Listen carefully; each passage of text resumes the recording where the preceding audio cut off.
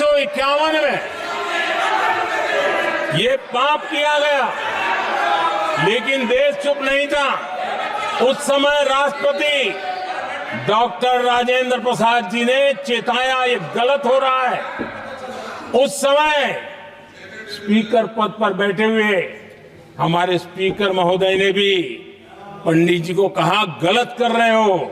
इतना ही नहीं, आचार्य कृपलानी जी, जयप्रकाश नारायण जैसे महान कांग्रेसी लोगों ने भी पंडित नेहरू ने कहा कि ये रोको, लेकिन पंडित जी का अपना संविधान चलता था और इसलिए उन्होंने इतने वरिष्ठ महानुभावों की सलाह मानी नहीं और उसे भी उन्होंने दरकिनार कर दिया।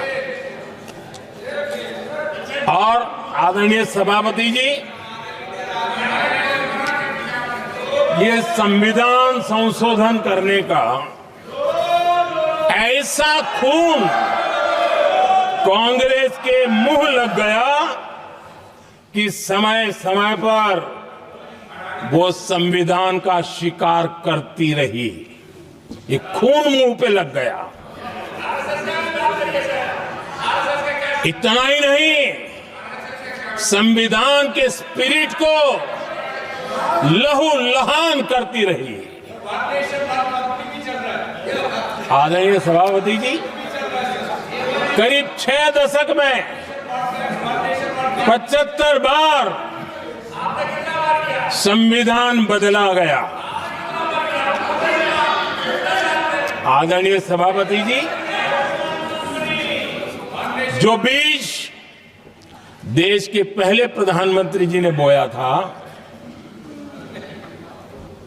उस बीज को खाद पानी देने का काम एक और प्रधानमंत्री ने किया।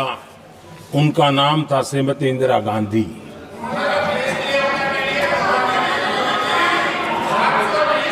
जो पाप पहले प्रधानमंत्री करके गए और जो खून लग गया था 1971 में, सुप्रीम कोर्ट का एक फैसला आया था। उस सुप्रीम कोर्ट के फैसले को संविधान बदल करके पलट दिया गया और 71 में यह संविधान संशोधन किया गया था। और क्या था, उन्होंने हमारे देश की अदालत के पंख काट दिए थे और यहां पर तो किया था कि संसद संविधान के किसी भी आर्टिकल में जो मर्जी पड़े वो कर सकती है और अदालत उसकी तरफ देख भी नहीं सकती है। अदालत के सारे अधिकारों को छीन लिया गया था। ये पाप 1971 में उस समय की प्रधानमंत्री श्रीमती इंदिरा गांधी ने किया था।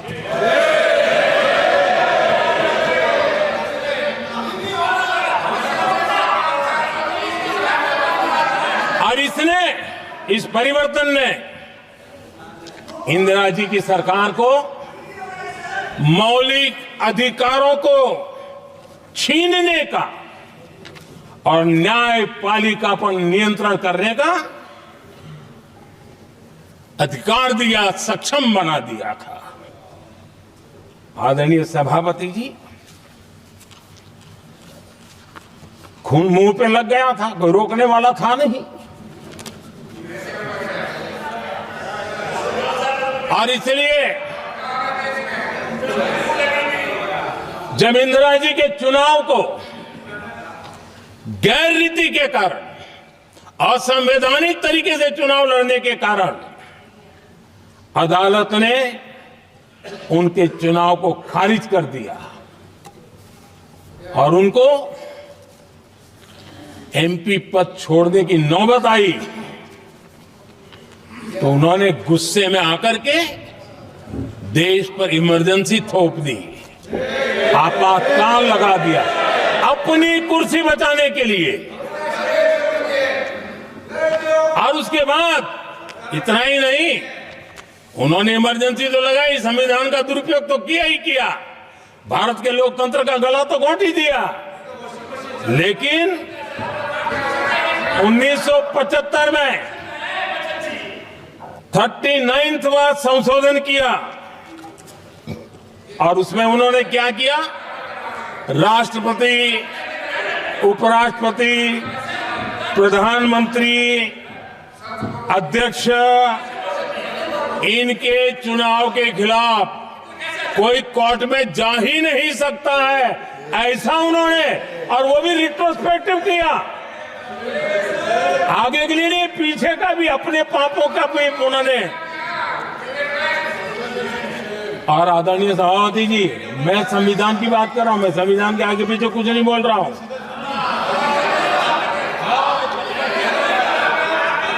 आदरणीय सभापति जी,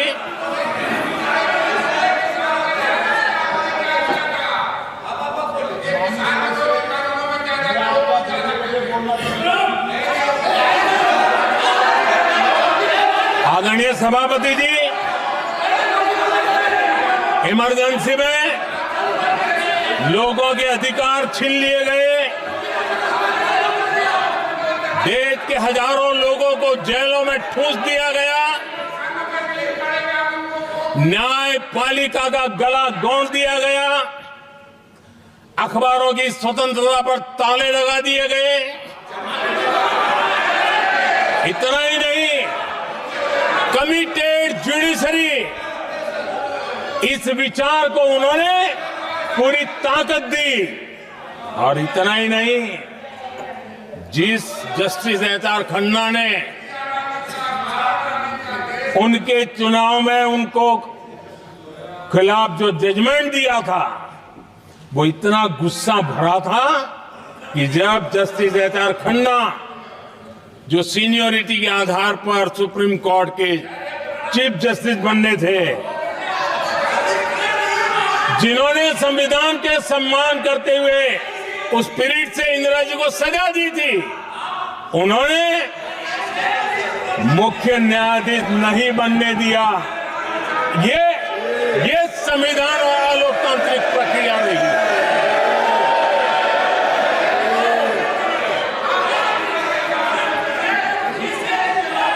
आदरणीय सभापति जी, यहां भी ऐसे कई दल बैठे हैं जिनके मुखिया भी सारे जेल में हुआ करते थे। ये इनकी मजबूरी है कि वहां जाके बैठे हैं, उनको भी जेलों में ठूस दिया गया था। आदरणीय सभापति जी, देश पर जुल्म तांडव चल रहा था, निर्दोष लोगों को जेलों में ठूस दिया जाता था, लाठियां बरताई जाती थी, कई लोग जेलों में मौत के शरण हो गए थे, और एक निर्दयी सरकार संविधान को चूर चूर करती रही थी। आदरणीय सभापति जी, ये परंपरा यहां नहीं रुकी। जो परंपरा नेहरू जी ने शुरू की थी, जिसको दूसरे प्रधानमंत्री जी इंदिरा जी ने आगे बढ़ाया, क्योंकि खून मुंह पे लग गया था, और इसलिए राजीव गांधी जी प्रधानमंत्री बने।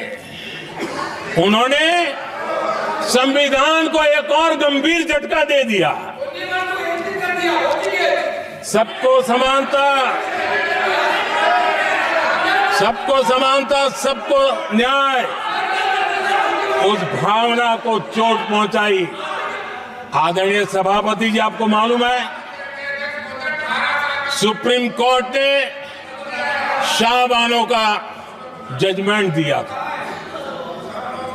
एक भारत की महिला को न्याय देने का काम संविधान की मर्यादा और स्पिरिट के आधार पर देश की सुप्रीम कोर्ट ने दिया था। एक वृद्ध महिला को उसका हक मिला था सुप्रीम कोर्ट से, लेकिन उस समय के प्रधानमंत्री राजीव गांधी ने शाहबानो की उस भावना को, सुप्रीम कोर्ट की उस भावना को नकार दिया, और उन्होंने वोट बैंक की राजनीति के खातिर संविधान की भावना को बलि चढ़ा दिया और कट्टरपंथियों के सामने सर झुकाने का काम कर दिया। उन्होंने न्याय के लिए तड़प रही एक वृद्ध महिला को साथ देने के बजाय उन्होंने कट्टरपंथियों का साथ दिया। संसद में कानून बना करके सुप्रीम कोर्ट के निर्णय को फिर एक बार पलट दिया गया। आदरणीय सभापति जी, बात वहां से नहीं अटकी है। नेहरू जी ने शुरू किया, इंदिरा जी ने आगे बढ़ाया और राजीव जी ने भी उसको ताकत दी, खाद पानी देने का काम किया। क्यों? संविधान के साथ खिलवाड़ करने का लहू उनके मुंह लग गया। आदरणीय सभापति जी, अगली पीढ़ी भी इसी खिलवाड़ में जुड़ी पड़ी है। एक किताब को मैं कोट कर रहा हूं। उस किताब में जो लिखा गया है और उसमें प्रधानमंत्री उस समय के मेरे पहले जो प्रधानमंत्री थे उनको कोट किया है। उन्होंने कहा है, मुझे यह स्वीकार करना होगा कि पार्टी अध्यक्ष सत्ता का केंद्र है। ये मनमोहन सिंह जी ने कहा है, जो एक किताब में लिखा गया है।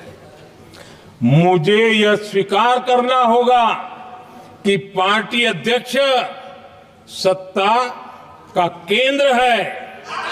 सरकार पार्टी के प्रति जवाबदेह है। इतिहास में पहली बार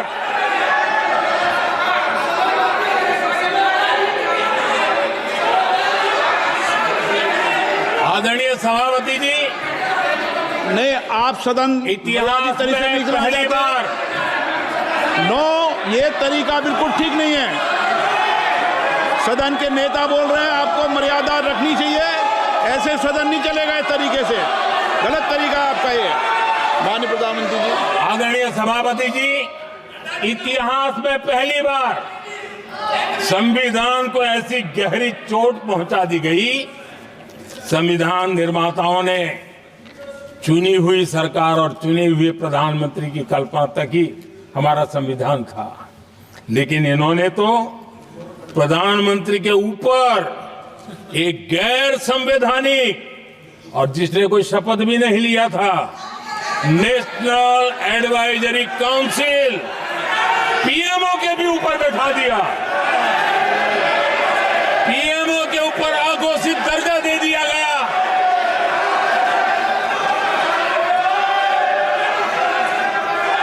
आदरणीय सभापति जी, इतना ही नहीं, और एक पीढ़ी आगे चले और उस पीढ़ी ने क्या किया?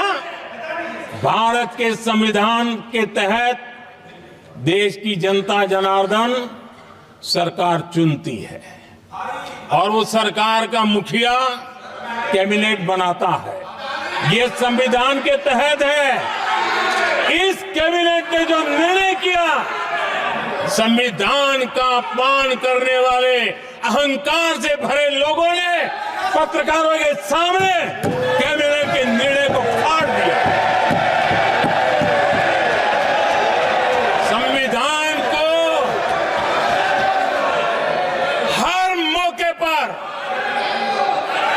संविधान के साथ खिलवाड़ करना, संविधान को न मानना, ये जिनकी आदत हो गई थी। और दुर्भाग्य देखिए, एक अहंकारी व्यक्ति कैबिनेट के निर्णय को फाड़ दे और कैबिनेट अपना फैसला बदल दे। ये कौन सी व्यवस्था है?